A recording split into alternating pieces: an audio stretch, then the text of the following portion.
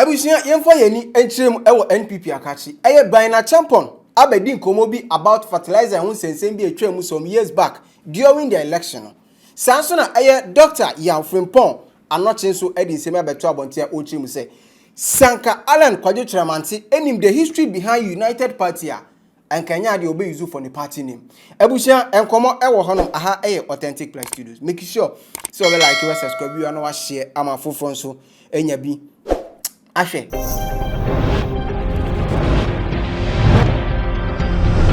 And in fact, as same way there, you be breaking one by one because I am very interesting, especially with Bryan Acheampong case. And some kaya some few years ago, 2024, during the election, after say a better abano campaign, so party duana ekoye campaign. Na numu ena say NPP for fertilizers.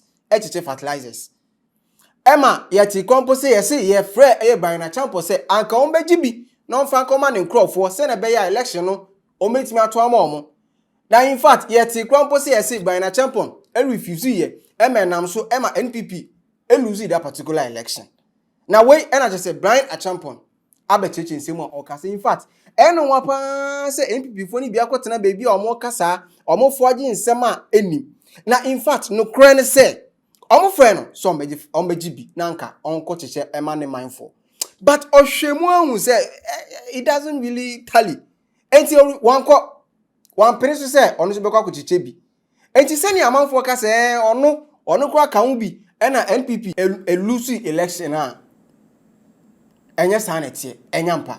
I have heard 3 propaganda against me. 2 that they are pushing in, well, 3 of them they are pushing on in the Upper West region. That I didn't bring fertilizer to Upper West and therefore we lost the election. But if it is fertilizer that we're going to win the election, then all we have to do is to just buy fertilizer 6 months to election and distribute. Nobody can tell me that we won 2016 because of fertilizer, we won 2020 because of fertilizer. But that even aside, everything that was supposed to come, there are 2 people that were giving fertilizer. Local Ministry of Local Government, Natoshi, was bringing fertilizer to the assembly. The dry spell fertilizer for Upper West, every single one of them came to Upper West. Every single one of them came. Every single one of them came. When the fertilizer gets to Upper West, I am not responsible for its distribution. Once you pick it from the supplier brings it to Upper West, the person responsible is the parliamentary candidate and the DC. Look, the night before, the day of voting, because they wanted to smuggle it. Because they wanted to smuggle the fertilizer. The fertilizer was not sitting with me in my warehouse here in Accra. It was not sitting with me. And the number of bags of fertilizers we brought to the Upper West region, nobody in any year has bringing that quantity of fertilizer for the dry spell. Nobody. It was sitting with you. And then you say that you can't share it. I don't understand. Fertilizer, the day of voting, even if it came the morning of the voting, yet it came months before the election. We have everybody, if I'll come to everybody's constituency. And I will show when the parliamentary candidates receive their fertilizer. We have the data. But I'm saying that if it didn't come, it's one matter. But you all saw the fertilizer in Upper West. Is that not the case? If that is the fertilizer, when the NDC came, in every constituency, they went and locked it up and took over. Why did you not share it? It is not me. It was with you. Eti Bryan Acheampong echeche nsemu sa na chesode na no esi ebusuya eye Dr. Yaw Anorkye lawyer ono de unim so no e ban history about Ghana bakosam, especially with Dr. Kwame Nkrumah dia, the late Dr. Osaje for Dr. Kwame Nkrumah dia.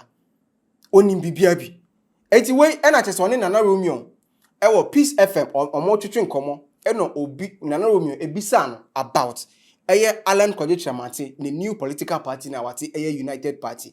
Odwene wo say. And I say, look, to be frank, say ye ka no krepa na, say bianca Alan Kojo Chamati enim the history behind United Party and Kenya ade anko be isu din no.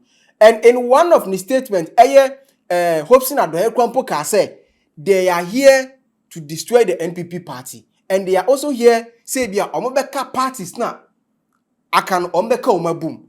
Na say ye ka history abakwasem about United Party it was the same United Party and a man Nkrumah omone Ghana phone bi any some party members ni bi entem ebe say ebuso hwe video no.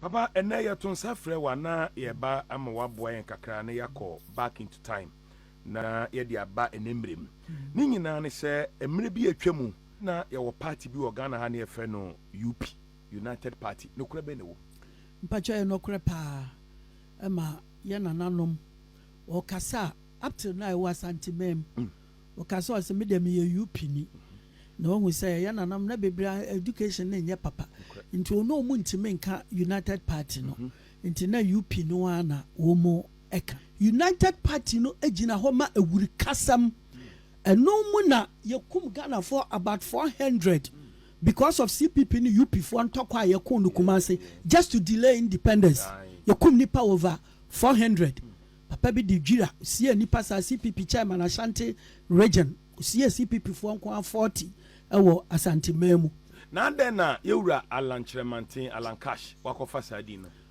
for two reasons. The first one and they say madwene yam so nima bakosem a nke din ebu wiase you google millions of political parties e wiase no wahwe ne e wo de besi to Ghana na wo de aye because ne o kan de kan ho ne say obeboa parties ni nyina ano nkete no mpacha wontume moa parties ni nyina ano wa bra party la CPP and the PPP ebeba abeka ho mana ye because omo ye Nkrumah asefo na omo nim ne UP fo e de ye wo nti that name no by itself no enweke ebiem United Party starting na nka ibefo e ka ho adentina 1969 omo yi ibefo ni si nchen na ibefo ko di KA Gbedema echi and the party ne fa the National Alliance of Liberals National Alliance of Liberals nti ama ibefo no why efri ye fa ne say mateme ho emu echire no na achemfo na enka ho no mu ye CPP fo ana say initially no mu ye UGCC fo no ne de din bia ba beto say dankwa buzia club dankwa nso na onka United Party no ho onka ho kura ana wo mote sa party no enti party a eye United Party no say Alan Chremantin enim won history a say won say wontumi fa United Party bia na mom the other side of the coin and say Alan Chremantin spokesman no Hobson Adoye yes e kan sem bia nurachi na me drive na metie o say party na ba say boboa say umbetuma fight NPP. In fact, what is asking the necessary kakra. That means that you aim, yes, and they say mobile rule or mine no more MPP. In fact, everybody heard him say, "Oh, mo aim no say MPP for sanko for mo hajini." Until I see you to me kaya who near fighting one. Now, Mr. Demini Senke, we are seeing our person fighting will be a party no tear kunyason. What the MPP on this, no, would target because political party, the definition, or say the struggle for. And the attainment of political power with a view to ruling the country based on the manifesto of that party. Now, so what would the say? And yet, the struggle for political power to rule the country. Now, we are minister will target MPP and the behavior. At the same time, historically, it will be dangerous. Okay. Why dangerous?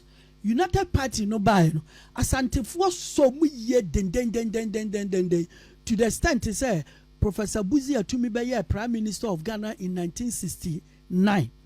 Enti se or say or the UP neighbor no since UP no ebe fight NPP there, then I believe say the main aim of the new UP no your friend is saying Alan Chiramaten Ateno and they say omo be gather support from Ashanti region.